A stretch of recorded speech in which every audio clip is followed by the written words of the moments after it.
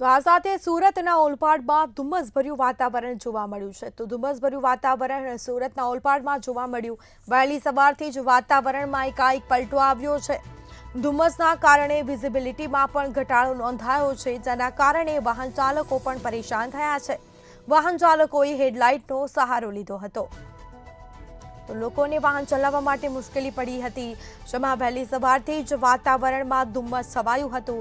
તો ધુમ્મસના કારણે વિઝિબિલિટીમાં ઘટાડો નોંધાયો છે.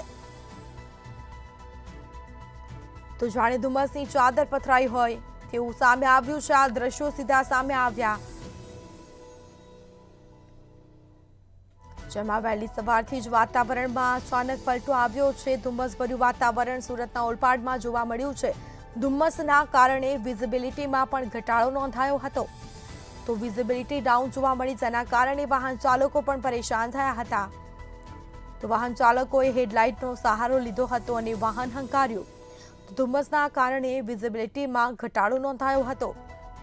તો સુરતના ઓલપાડમાં જાણે ધુમ્મસની ચાદર પથરાઈ હોય તેવા સીધા દ્રશ્યો સામે આવ્યા છે.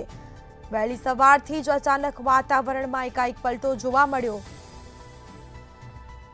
તો ધુમ્મસના કારણે વિઝિબિલિટીમાં પણ હાલ ઘટાડો જોવા મળ્યો છે.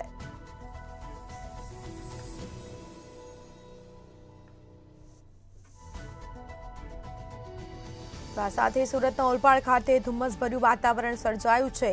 વહેલી સવારથી જ અચાનક વાતાવરણમાં પલટો આવ્યો છે. ધુમ્મસના કારણે વિઝિબિલિટીમાં પણ ઘટાડો નોંધાયો છે.